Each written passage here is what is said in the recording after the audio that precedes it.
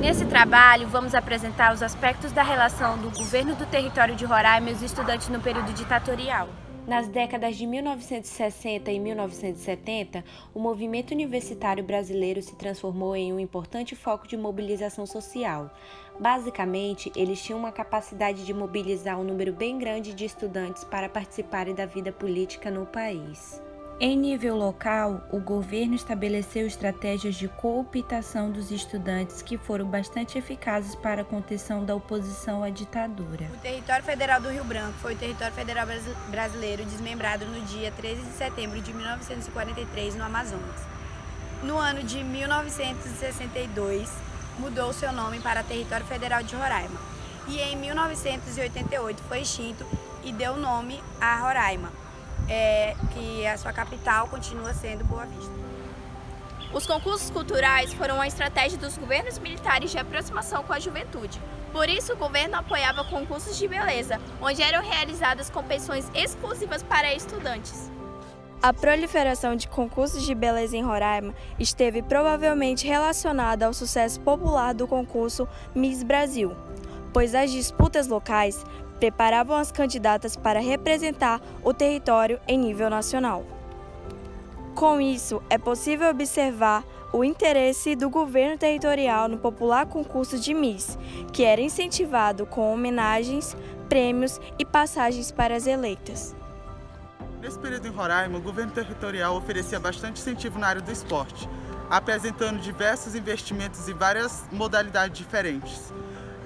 Caracterizando o Território Federal de Roraima em um celeiro de atletas. Podemos justificar essa dominação de celeiro de atletas com a expressiva participação de atletas roraimenses em campeonatos esportivos tanto de nível estadual quanto nacional, como por exemplo os Jogos Escolares.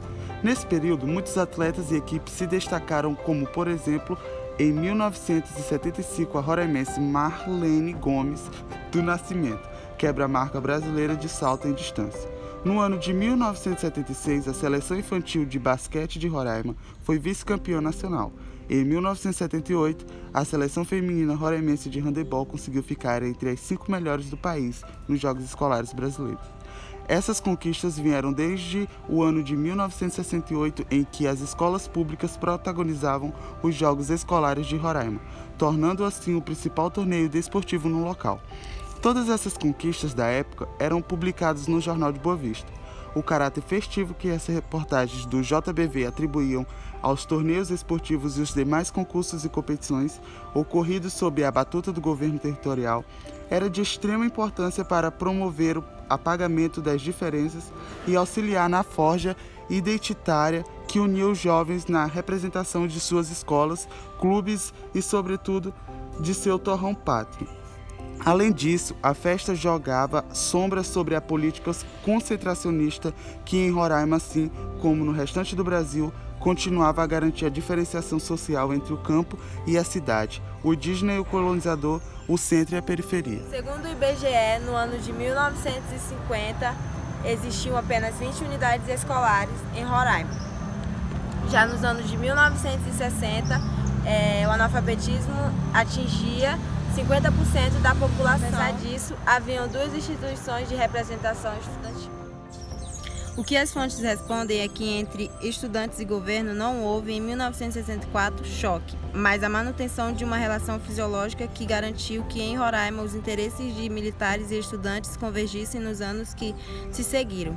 Assim, a imbricada relação entre governo e movimento estudantil não apenas ilustra o uso do território de Roraima como máquina política para garantir o apoio aos interesses federais no momento anterior ao golpe, como permitiu que, após em 1964, a oposição estudantil ou não fosse observada e controlada de perto. Como podemos observar nesse vídeo, o processo de ditadura em Roraima foi diferente do resto do Brasil, pois havia uma harmonia entre os jovens e a política, com o incentivo do esporte, lazer e a cultura.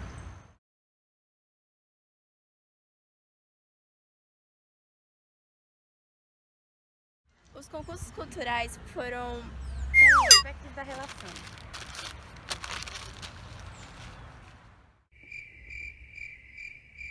Os concursos culturais foram uma estratégia dos governos militares.